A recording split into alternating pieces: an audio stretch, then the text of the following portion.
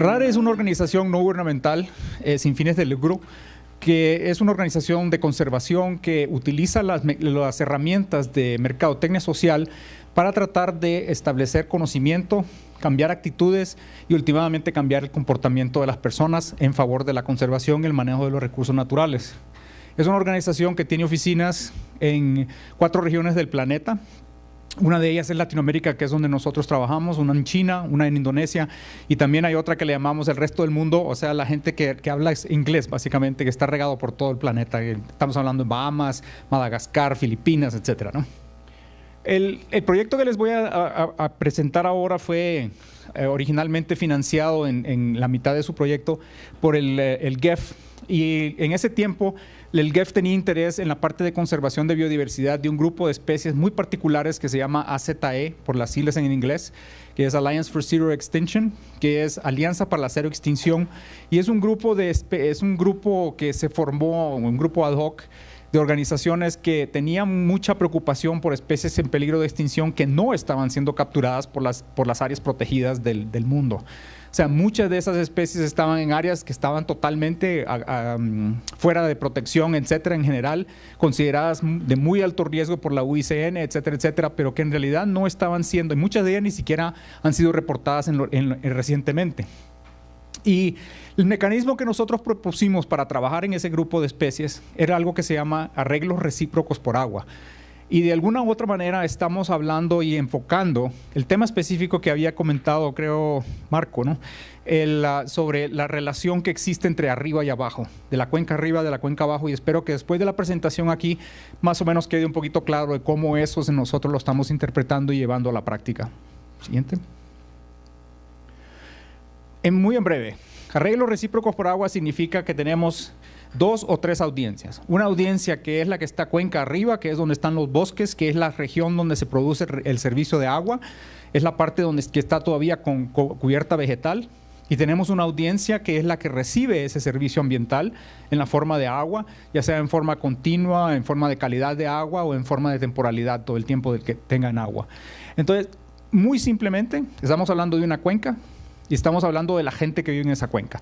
El final es un esquema de pago por servicios ambientales, a pesar de que nosotros no le llamamos pago por servicios ambientales, porque el proyecto no desembolsa dinero directamente a los usuarios o a ninguno de los beneficiarios. Es una forma de compensación a donde la inversión se hace a través de una estructura institucional que se va a crear, y voy a elaborar un poquito más sobre eso, para hacer efectivos estos trabajos en las áreas rurales. Como principio básico para la definición de áreas de trabajo, estamos definiendo en 3 grandes áreas. Uno, en el caso de los Andes, pues evidentemente que estábamos trabajando en las partes bastante altas, estamos hablando de arriba de los 2.800 metros. Entonces estábamos hablando de bosque andino y a la parte de páramos, que son los pastizales de altura o los ecosistemas alpinos, ¿no? Entonces, identificar claramente a dónde están esas áreas de bosque. Como ustedes saben, es mucho más fácil conservar que restaurar. Entonces nosotros andábamos buscando cuencas a donde todavía existía algo de bosque a proteger, que no estaba protegido, que no estaba ni asociado con un área protegida ni estaba asociado de algún tipo de conservación. Eso por un lado. Por el otro, evidentemente que muchas de las regiones que nosotros conocemos tienen ríos que están drenando por todas esas áreas. Todos esos ríos de alguna u otra manera tienen vegetación asociada, que es la vegetación riparia, que en algún momento se convierten en corredores biológicos también.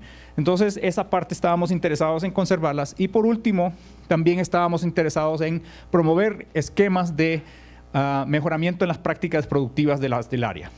Esos son los 3 elementos que íbamos a estar manejando en los arreglos recíprocos por agua. ¿Sí? La audiencia A, y puede ser A, puede ser audiencia 1, puede ser audiencia pleca 1, no, como ustedes quieran. Básicamente es los productores que están arriba, ganaderos, agricultores, en su gran mayoría. Esta gente trabaja, tiene sus propiedades en la parte alta de las cuencas, en algunos casos incluso dentro de los páramos, y llevan a cabo sus actividades normales, bajo ningún tipo de supervisión ni control de ningún tipo, sino que es básicamente gente produciendo. La audiencia B o la audiencia de Cuenca Baja es aquellos que están recibiendo ese servicio de agua, ya sean poblaciones o ya sean usuarios como agricultores, podrían ser energía eléctrica, etcétera. O sea, son aquellos que sí necesitan esa agua para distribuirla, utilizarla o hacer producción con ella misma. Y una audiencia C que a veces se deja por un lado, que nosotros aprendimos en el camino, que efectivamente tenemos que considerarla, pero a pesar de que no es geográfica, pero sí es muy importante, es la parte institucional. Si nosotros no convencemos a las autoridades de que efectivamente hay un esquema que se tiene que manejar, donde tienen que participar ellos también, de alguna u otra manera ellos se quedan al margen y como consecuencia de eso se vuelven un obstáculo. Entonces necesitamos traerlos al redil para discutir y conversar juntos y de esa forma definir la institucionalidad en la forma como esos fondos iban a ser manejados. Entonces la gran pregunta es realmente, al final cuando hablamos de conservación, casi siempre nosotros pensamos en el tigre, en el panda, en el mono, en la iguana. Pero la verdad es que la biodiversidad está aquí y va a estar aquí siempre. No somos tan eficientes en la eliminación de las cosas. Va a haber biodiversidad siempre. No la misma, pero sí va a haber. Entonces el problema no es la biodiversidad, el problema es la gente. Nosotros somos nosotros. Tratando de satisfacer necesidades, hacemos uso de ese recurso que es donde la biodiversidad existe. ¿No les parece que es un poco arrogante decir que vamos a destruir el planeta, cuando el planeta tiene más de 4 billones de años de existir y ha tenido problemas mucho más serios que los humanos, les aseguro, en ese tiempo? Entonces, la vida es muy resistente, pero hay que hacer un pero bastante grande.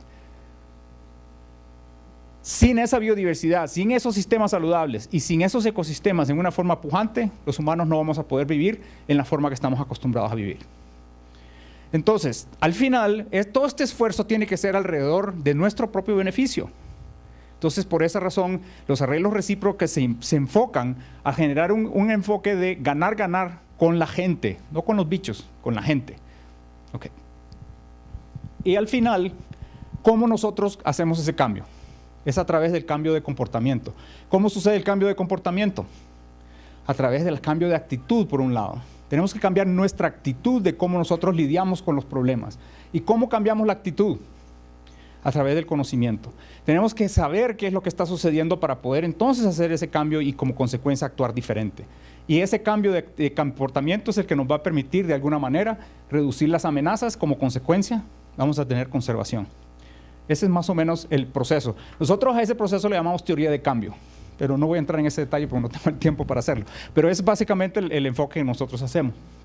Entonces, al final, la metodología de RARE se fundamenta en dos cosas grandes. Una es lo que nosotros llamamos Pride, orgullo.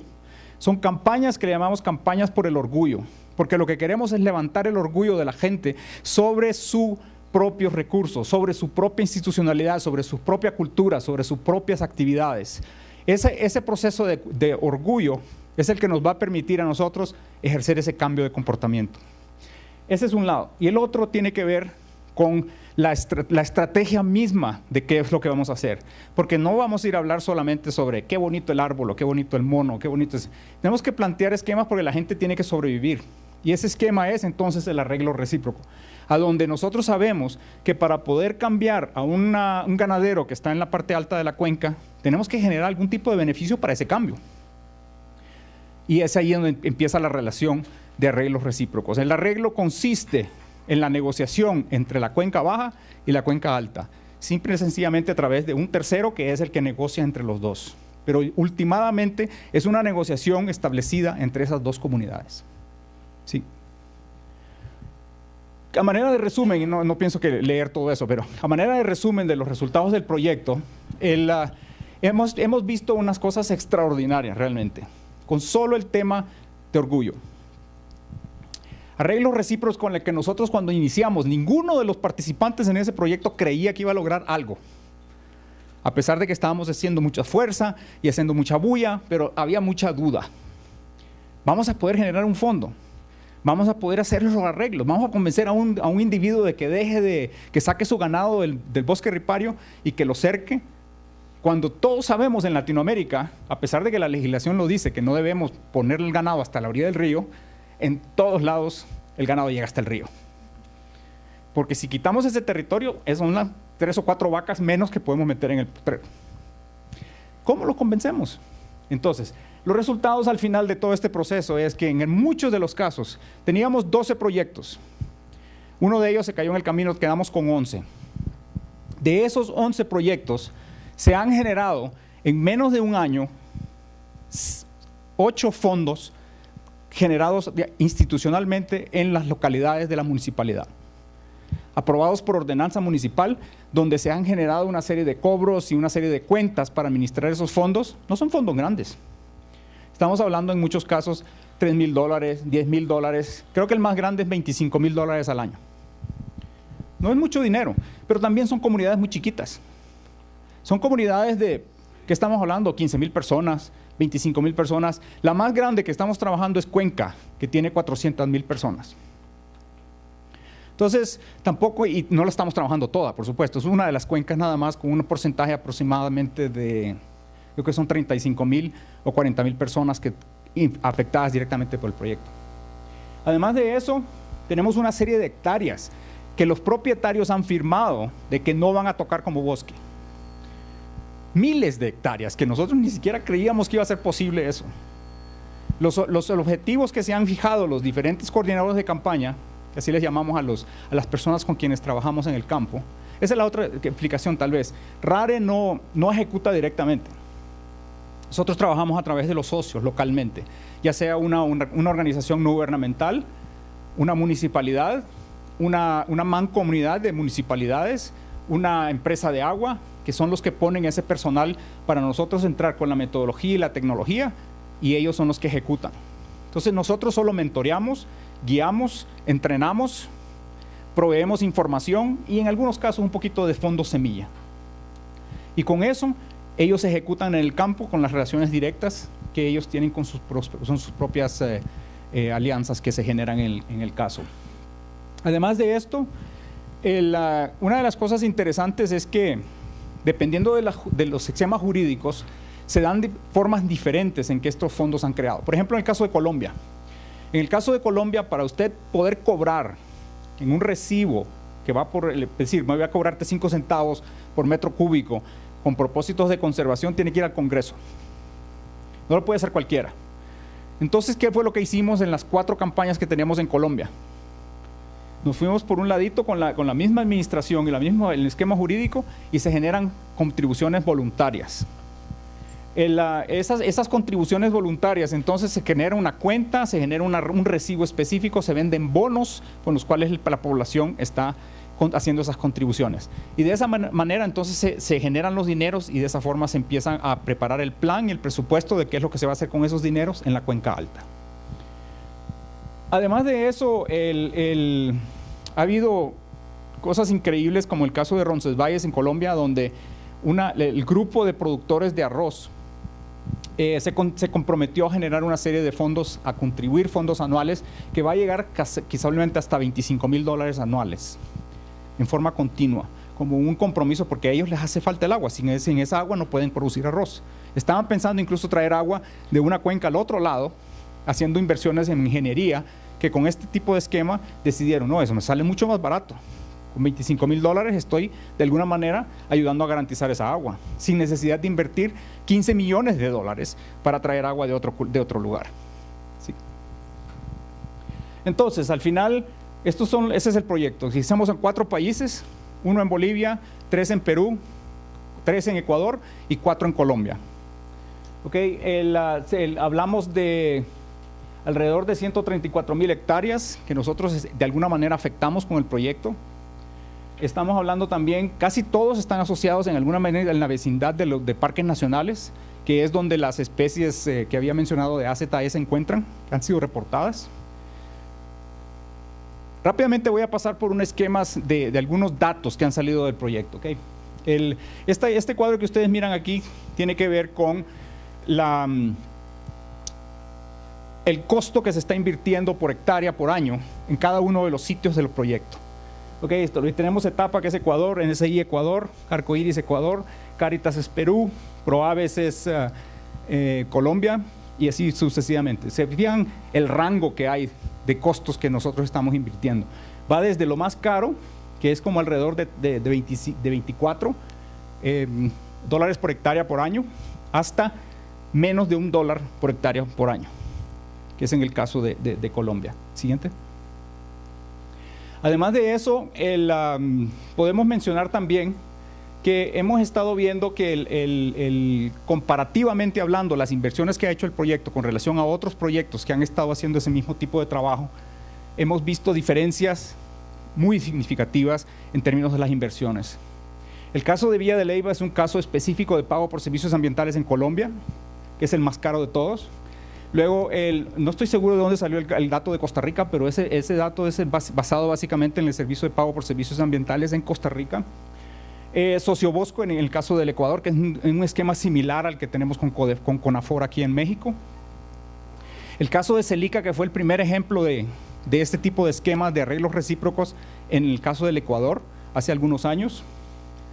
El caso de CONAFOR México, pues es las inversiones que ustedes han estado haciendo en los últimos años. Y de ahí está el caso que nosotros hemos estado haciendo con RARE, que es el amarillito, no sé qué color será ese. Yo tengo problemas con los colores, así que disculpen si es otro color, ¿verdad? Además de eso, esto solo es para mostrar también los fondos que han sido creados como parte del proyecto en ese periodo de tiempo que les digo. Los proyectos de RARE normalmente duran 2 años. Un primer año que es muy intenso en capacitación y planificación, y un segundo año que es implementación. Esto ha sucedido prácticamente en un año de trabajo de campo. Los fondos que han sido creados. Solo quedan 2 por crearse, uno de ellos el de Bolivia, pero de asegurarse que nos han dicho que crea a final de este año, o creo que incluso fue creado ya. Sí, fue creado. Y el otro es el de IBC en Perú, que también están en el proceso de crearlo así mismo. Siguiente. Este es nada más un esquema comparativo de ver cómo efectivamente no es una panacea. Lo que está a la mano izquierda, el color que está a la mano izquierda, es básicamente lo que nosotros estamos ofertando en términos de lo que es fondos que se están creando. Y por el otro lado es lo que existe de demanda en términos de hectareaje para dar servicio a los productores que están arriba en la cuenca. Entonces, si ustedes se dan cuenta, no en todos los casos podemos cubrir toda la demanda que existe con los fondos que se van generando. Sin embargo, al crear la institucionalidad, en esa forma también creamos el espacio para apalanquear fondos para realmente poder cubrir esa demanda. Y ese es el objetivo que vamos a estar persiguiendo este próximo año, el 2012. Este es nada más un ejemplo de incentivos que hemos estado utilizando en el proyecto, que va desde proveer alambre de púas, de proveer esquemas de asistencia técnica, esquemas de seguimiento y mentoría, etcétera, ¿no? En los diferentes países. Siguiente. Esto nada más es un ejemplo de la factura que les decía yo, en el caso de Colombia. Siguiente. Una de las partes importantes del proyecto también, y como les decía yo, de la audiencia C, que eran la institucionalidad, es muy importante recordar que si nosotros no involucramos a las instituciones, en este caso las municipalidades o las empresas de agua, iba a ser muy difícil que realmente nosotros generáramos la institucionalidad para la creación de este mecanismo. Entonces, lo que ustedes ven ahí es un ejemplo que nosotros invitamos a los alcaldes de los 4 países que estábamos trabajando a que compartieran experiencias de sus propios sitios y de esa forma generar un aprendizaje de colegas de los mismos alcaldes y entre ellos mismos generar un proceso de competencia por colegas, donde no les estamos diciendo nosotros, mira, esto es lo que hizo fulano de tal en Colombia o fulano de tal en Perú. Ellos mismos se comunicaban y de esa manera se retaban. Siguiente. Esto nada más es un ejemplo de lo que uno de los alcaldes de Colombia se comprometió durante esa reunión, ¿verdad? Que al final está trabajando en eso. Han permitido la generación de esos fondos, han generado las ordenanzas municipales y han ido caminando en ese sentido. Solo para indicar que se generó al mismo tiempo una red de alcaldes para asistir en el proceso de comunicación entre ellos. ¿Sí? Por último, quisiera nada más tocar, todo lo que hablamos es relativo a institucionalidad, a conservación, a comunidades, a cuencas, a servicios de agua, a utilización de esa agua. Pero al final, RARE es una organización de conservación de biodiversidad. Y el objetivo final que nosotros buscamos con la implementación de estos mecanismos es precisamente conservación de biodiversidad. Este es un grupo de especies del grupo que les decía yo de cero extinción, en este caso aves. Siguiente. También hay una serie de anfibios que todos están distribuidos en los proyectos donde nosotros estamos trabajando. ¿Okay? Algunos de estos animales no han sido vistos en los últimos 30 años. O sea que realmente no sabemos si ya fueron extintos o no. Se asume que están ahí. Nosotros estamos conservando parte del hábitat que ellos están utilizando. Y lo estamos haciendo a través de 3 mecanismos. Uno, que tiene que ver con sensores remotos. A través de sensores remotos podemos darle seguimiento a la parte de cómo está la foresta. ¿Está o no está disminuyendo la deforestación? ¿Está o no está incrementándose la cobertura forestal?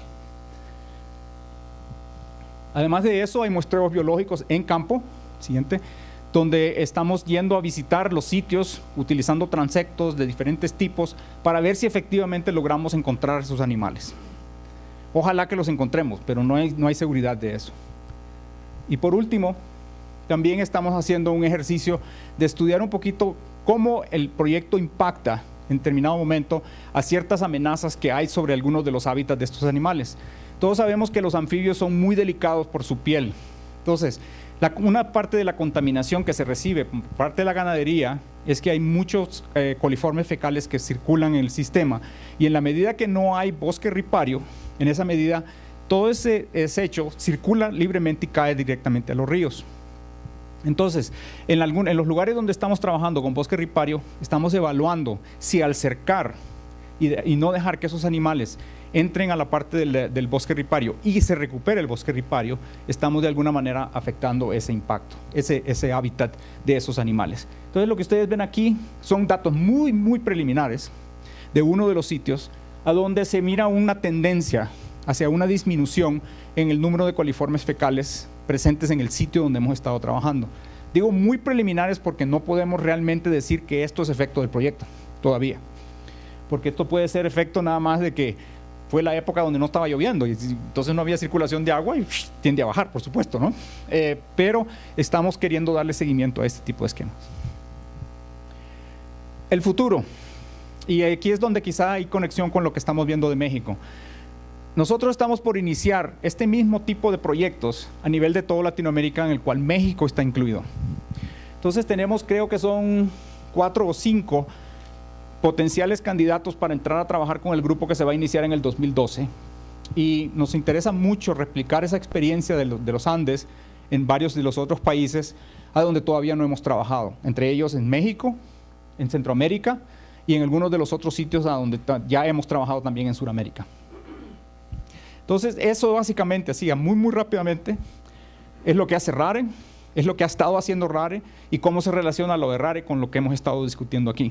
Al final es una experiencia donde tratamos de involucrar a las comunidades a través de sus sensaciones y su sentimiento para que se involucren efectivamente en algo que les conviene a ellos. No es porque nos conviene a nosotros, es porque les conviene a ellos. En la medida que nosotros demostramos que efectivamente se puede ganar con los esquemas de conservación, en esa medida vamos a obtener conservación. Muchas gracias. Ahí me quedó una gran duda. ¿Cómo es el mecanismo? ¿Cuál es el mecanismo de conveniencia para que el de arriba esté de acuerdo con el de abajo y haga todo? O sea, ¿hay algún cambio, alguna ventaja? ¿Se le ofrece algo? Porque yo creo que mucha parte del éxito es que ambas partes obtengan algo, ¿eh? Efectivamente, tiene que ser ganar-ganar. No puede ser que solo los de abajo se beneficien. Es decir, el de abajo se compromete y el comportamiento que nosotros esperamos que cambie con el de abajo es que efectivamente esté dispuesto conscientemente a contribuir financieramente a la conservación de esas áreas. Y el cambio de comportamiento que nosotros esperamos del de cuenca arriba es que efectivamente, uno, acepte la posibilidad de recibir una compensación por dejar de hacer esa actividad. Esa compensación va a estar en función de un mejoramiento productivo. En el caso de Cuenca, por ejemplo, tenemos un sistema ellos han desarrollado un sistema de asistencia técnica para mejorar la producción de leche. Entonces, al asociarse con el proyecto, ellos tienen oportunidad de recibir asistencia técnica, tienen oportunidad de conectarse con una empresa que les paga más, 1 centavo más por litro, por hacer actividades de conservación, o sea, una empresa local. Además de eso, ellos reciben una serie de beneficios desde el punto de vista como materiales. Ellos pueden recibir el material de cercado para no dejar los animales entrar. O sea, hay una serie de beneficios que ellos reciben, que es la inversión que se hace con los dineros colectados de parte de los de abajo.